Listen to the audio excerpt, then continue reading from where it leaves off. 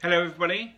Today I want to do a short little user review of Huawei's GT2 smartwatch. Here we have it. I've had it for a week. I've never had a smartwatch before.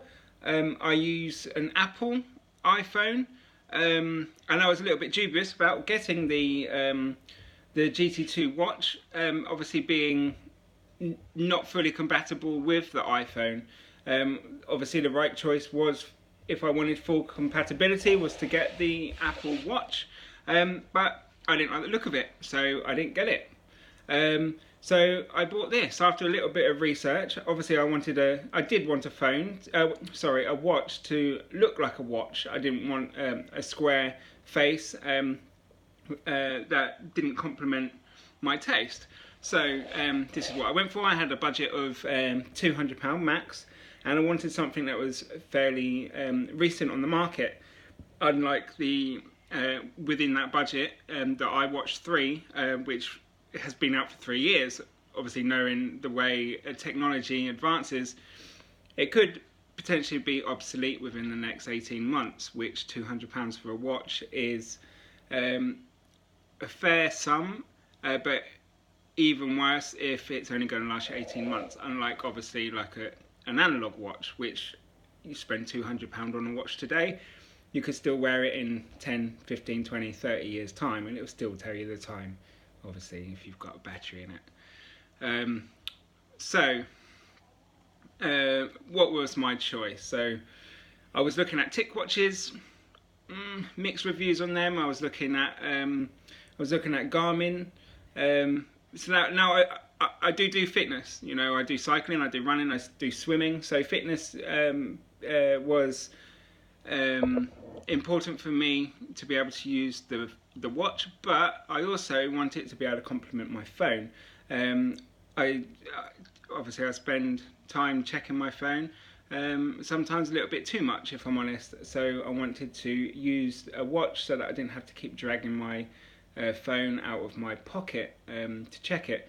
Sometimes I would be checking it up to 100 times a day, which was a little bit too much if I was honest. So I wanted to have something on my wrist so I could just do it. So anyway, what's my thoughts on this? So I bought it, took it out of the box, turned it on, hated it. I was like, oh no, I've made a big mistake here. £200 right down the drain. I didn't like how the faces looked. I found them very fake looking. I think the pictures that you see of them online somewhat deceptive. Like for instance, these dials, they looked very deep, almost like a 3D. But when you actually get them, they're not. They are just plain 2D. So I ran with it for a while with just a digital face. Let me find it. Something like, hang on, these are all the faces, and this is going to be the last one. This one, so it didn't look too bad. But I have actually settled on the first initial one, which is actually okay. I've grown to like it. I've grown to like how these faces actually look. So that's okay. So my biggest drawback was there's no Strava support. Big deal for me. I've been using Strava for a good number of years for all my fitness workouts. Although I don't have a massive amount of followers. So I could potentially move on to a different format. So we've got the Huawei Health. It pretty much does the same thing as Strava, except it doesn't do the segments, and it doesn't compare you against your last effort. So okay, I thought I can get around that. And then I thought also, you know, you can't reply to notifications on your phone, so you can't reply to WhatsApp, you can't reply to Facebook or text messages or emails. So, okay, I'll be okay with this. But I wasn't.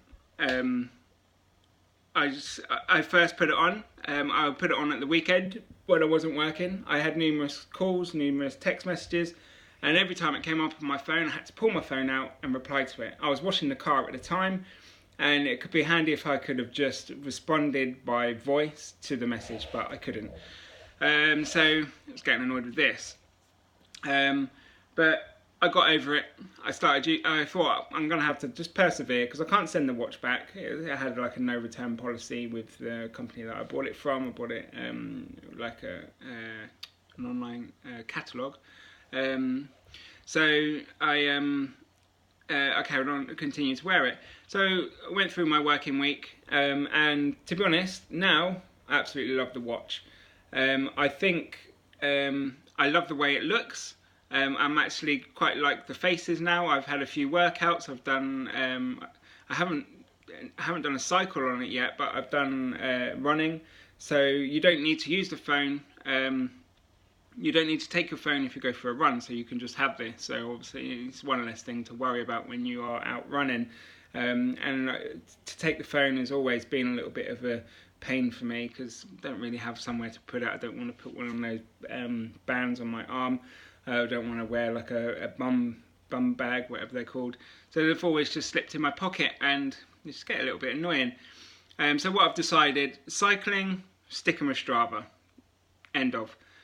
Because if I'm out on my bike, I do 40, 50, 60 miles or whatever like that, you know, there's a high chance that, well, there's not a high chance, but there's a possibility that I may need to use my phone. Should anything happen, if I have a mechanical failure and I need to get rescued by a friend or a member of a family, I could do that. But with the watch, I'll just go running with that, so then I don't have to take my phone. So that's fine. So I'll show you the details that it comes up with are really good actually. I've never had a smartwatch before, so didn't really know what to expect. I've never monitored my heart rate through workouts, but obviously it's got the heart rate monitor, so I've been able to get some stuff. So got the apps preloaded. Just done a walk today. Let's have a look at this. That's a walk yesterday, and this is a run. So this is a short run that I've just done just to test the watch out. You go into there and this is the records that you've got, and this is just on the phone. I mean, obviously there's a lot more details with the Huawei Health app that you get preloaded on your phone. So it gives you you know, all your mileage and your times, your speeds, how many steps you did, the length of your stride, which is actually quite nice, elevation, and the elevation, sorry, let me just get a sip of coffee before it goes too cold. The elevation is actually really accurate because I know the run that I've done, and you can see, oh hang on, you can see, where is it? You can see like the start of the run, and then I went downhill, then I went uphill, then down, then up, which is really quite comprehensive. Sometimes you think, oh, is it actually going to be that good? Anyway, the heart rate. So this is my heart rate throughout the run. And it was pretty steady, and it was talking to me all the time while it was on my wrist. It was telling me my heart rate zones, my pace, and what zone I need to be in to have the best efficiency in my workout. And then obviously it shows all my zones there. Pace, up and down. Cadence, I did stop a little bit, suffering a little bit after Christmas, still using that as my excuse, but I just need to get my arse in gear. Altitudes, as we just showed you, the quality of the training effort towards it, and then obviously, which is quite nice, a little recovery, so it tells you that you can pretty much go out and do that again in another 21 hours. And VO2 max as well, which is nice, and then a little message to say there's more details on your phone app. So when you do open up the phone app, it logs your map, because obviously it's done on GPS, so it shows you your route, which again is really nice to do. Little bit like Strava, but not quite as involved that I've found so far. Maybe new updates coming up soon. And you've got these things in here. Again, going with the heart rate is really quite nice, and when you click on, so this is another thing, like contacts. You can only get 10 contacts in there, so you can't actually, you can call through your phone, so you can dial somebody and you can talk to them through your phone and you can hear them perfectly clearly, but you can only put 10 contacts in there, so you can't have any access to your phone contacts, which again is another thing that maybe I was like, oh, I'm regretting getting what I've bought, buying what I've bought. But no biggie. I mean, it works off Bluetooth, so it's, your phone's with you all the time anyway, but sometimes you just want it a little bit more. But what I think that it would really complement with, and I'm hoping Huawei are going to come up with an update to do this, is voice control. Having voice control on a watch like this would benefit it so much. It would be twice as good, easily twice as good, because if it had a support like your Siri or your Alexa or things like that, you can just ask. Hoping Alexa's not going to respond. No, she's good. Where you could just ask Alexa questions or Siri questions. If Huawei could come up with something like that, it would be amazing. You know, you could get them to phone, you could even get them to reply to your messages and everything like that. So if there's one thing that this watch really needs, that's voice control. It would just transform this watch tenfold. But other than that, I like the watch. I do actually like the watch, and I'm happy with my purchase. So yeah, guys, if you've got any questions over it, you know, I'm happy to answer. While I'm just on this one, so being an iPhone user, you don't have access to some of the things, so you don't get music. So I can't put music on the phone, so I've just got this one song.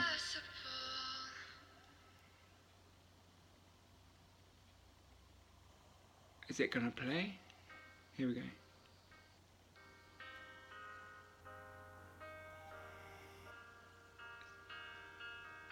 So this is the preloaded song that's on it. Nothing wrong with the song, it's perfectly fine, but it's the only song on there. And the annoying thing is I can't change that face. So that's all. I can't put, like, for instance, put another shortcut or widget, whatever you'd like to call it, on the main screen. So the main screen is always that, and that. I can't change them around. So there's no way to customize this watch at all. So you just sort of have to get used to it. But I'm going to see if I can get hold of a friend's Android phone so I can put some music on it and take advantage of the 4 GB of space on there, so that I can have my own stuff. You can connect this. You can connect the phone. You can connect your watch up to your earbuds. Obviously Bluetooth earbuds. So all your music and all your statuses and notifications and everything can go through your headphones when you're going out for a run. You have it in your ear and it's telling you how you're doing on your run, which is good. But in terms of customization, it's not really much there. But I would just use this watch really as something to complement your phone rather than an extension of your phone. I mean, it's very comfortable on your wrist. It's got many different adjustments on there, so it can pretty much fit any wrist. It's nice and it's relatively light with a little bit of weight. And all in all, it feels a good quality watch. Just trying to put it on now, and there you go. Yeah, so I'm quite happy with my purchase. I hope you've enjoyed my video, or at least maybe not enjoyed, but you got details out of there that you've been looking for elsewhere. And thank you very much for watching. Bye bye.